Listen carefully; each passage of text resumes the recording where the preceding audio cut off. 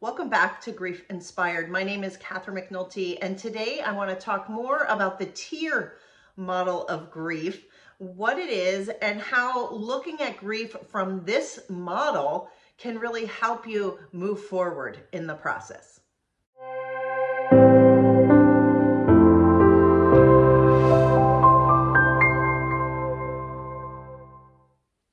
Welcome back.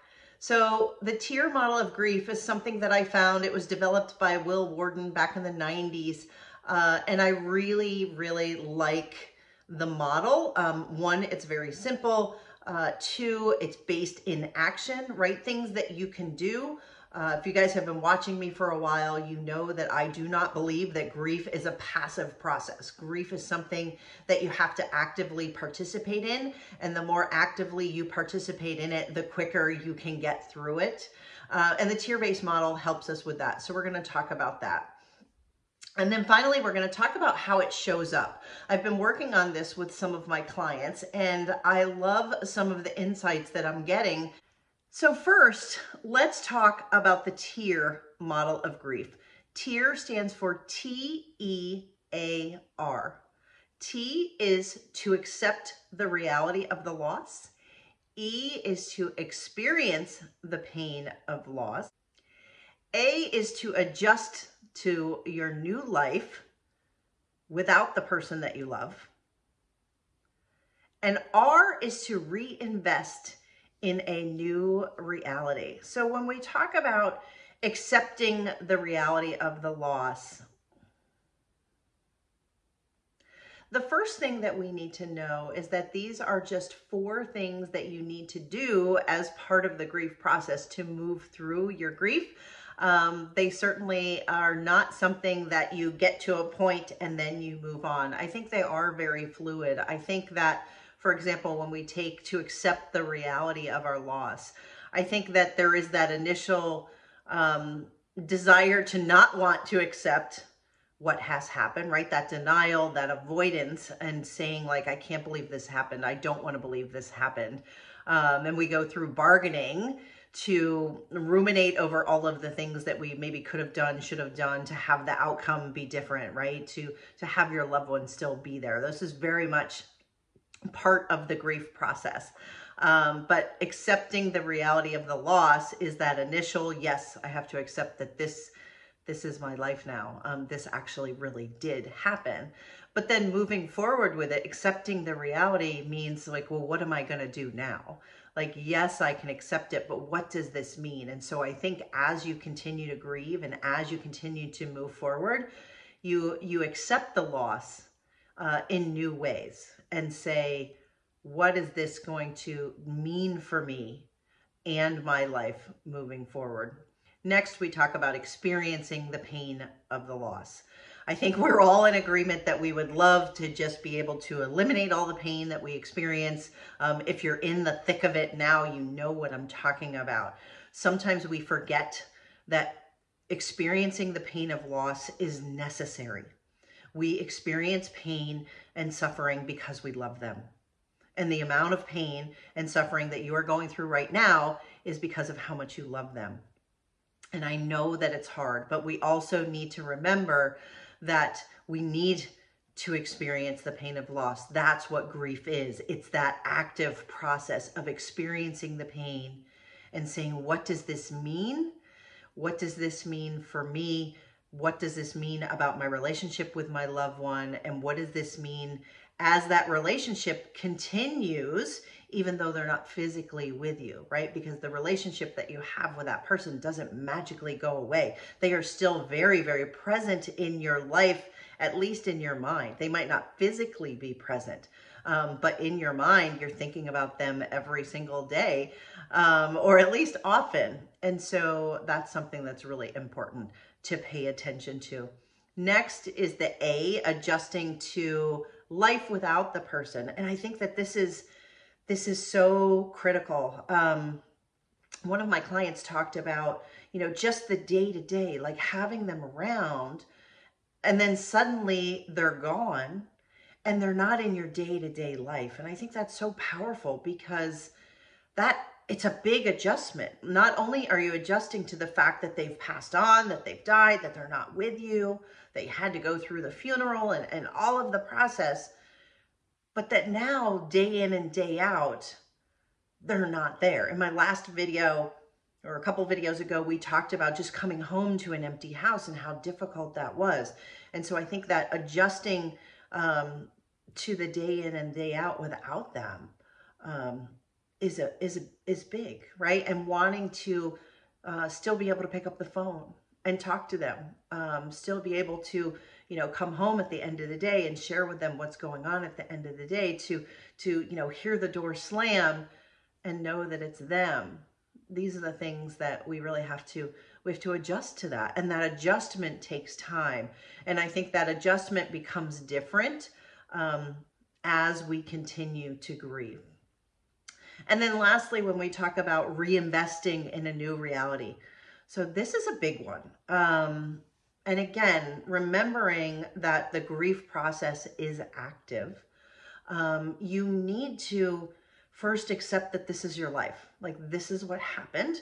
There isn't anything that you can do to change the outcome. Unfortunately, I think we all wish we could go back and make it not happen. But we get to the point where we accept it. We have to experience the pain of the loss. We have to adjust to this new reality. And then reinvesting means, okay, like, this is what happened. I felt the pain. I'm feeling the pain. The pain isn't going to go away overnight. I'm trying to start getting used to them not being around, and it feels weird and awkward, and it's uncomfortable because it's change. And then that reinvesting is such a critical part, because it's giving you something to move toward. It's almost like, you know, when you have a goal, you need to have a target that you're going toward. You have to know where you are, but then you have to know where your target is, where you want to get to. And so that reinvestment in a new reality is starting to look toward the target. Like, where do you want to go? What do you want your life to be like? And I think that we have much more power and control to start to create that than we realize, because grief makes us feel like this was done to us.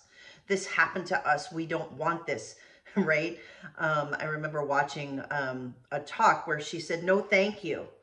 I didn't order this. I don't want this." And I thought that was so powerful, because I know I felt that way about grief. Let me know if you felt that way too. But the reality is that you do have to reinvest in this new reality, because this is the reality that you have. And so how do you do that? How do you look at what's important in your life? How do you look at where do you want to go? What do you want to do? Who are the people you want to surround yourself with? I think that sometimes reinvesting and thinking about that reinvestment can be overwhelming. But I think the way to do it is to do one thing at a time. And I try to encourage all of us to say, well, what do we want our today to look like? How do we want to take care of ourselves? You know, reinvesting in a new reality for so many of us, I know it was for me, was saying, like, what do I deserve? What do I deserve? How do I deserve to have people treat me? How do I deserve to rest when I need to rest? Do I need to continue to judge myself for all the things that I think I should have done? Do I continue to feel guilty?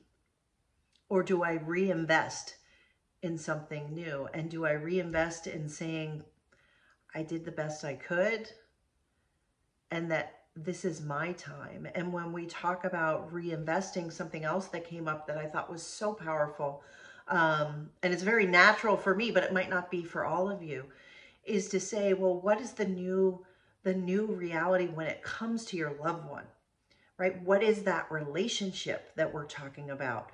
And one of my clients was mentioning that, you know, she can't talk to her mother anymore because her mother is not physically here, but that she has an ongoing relationship, that in her head, she still has conversations with her mother. And that's her new reality, is realizing that, you know, her mother's presence is still here. She still talks to her.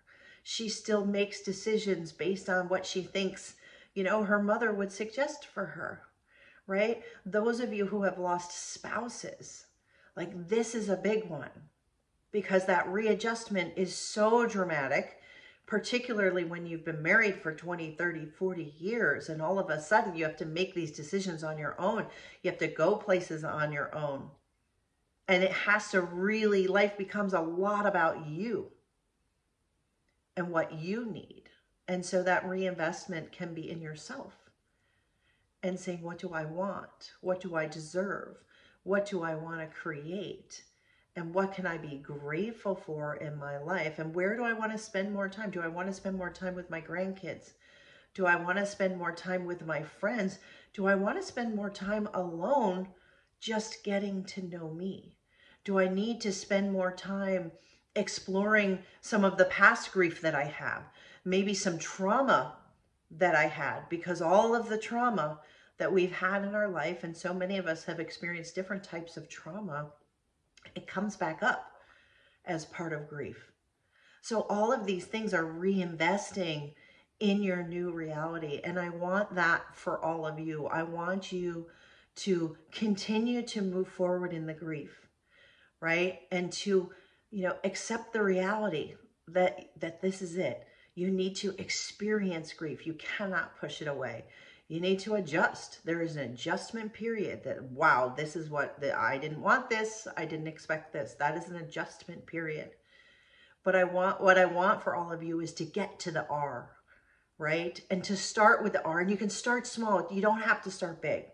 You don't have to make major life changes, although some people do that and they find it really helpful to move or to start a new career or to, you know, travel, whatever that is. But just get started and saying, what is the new reality? What is the future that I have before me that's not the one that I wanted? How do I start to build that? What does that look like for me? And so it's that exploration that I want you guys all to think about as your homework for this. I want you to think about, what is the new reality that I'm thinking about? What do I want to create? And what does that look like? Or what even are my options, right? Sometimes you just have to look and see, well, what are my options? Where could I live? Who could I move closer to? Who could I spend more time with? Is my career one that I love? Does it bring me fulfillment? What could I do in my spare time that I used to love that maybe I need to pick up again? Or what is the one or two things that I was like, wow, I really wanted to do that and I never had time to do it? Well, now you have time. What do you want to learn? How do you want to grow? Who do you want to become? How can you make a difference in the world? And how can you find your purpose and your meaning? It's not an easy task necessarily, but sometimes we overcomplicate it. It can be in the littlest things. So start small. Know that you are on the journey. You are accepting the reality of your loss. You are experiencing that pain. I know you are. You're starting to adjust to the new reality. Give yourself a break. It takes time. And now start thinking about reinvesting in your new reality. And what does that mean for you? Please drop me a comment below. Let me know what you think. I'd love to hear where you are. I'm considering building out a second grief course that's all about this reinvesting in a new reality. And what does that mean? And how do we start to, now that we've grieved and we've gone through that process, now we need to reinvest. And how do we start to do that? Because it requires exploration. And again, it's something else that you shouldn't necessarily do on your own. And I love helping people through this process. So thank you so much for watching. Please subscribe if you haven't. Please share these videos out so other people can get them. And I'll talk to you very, very soon. Bye for now.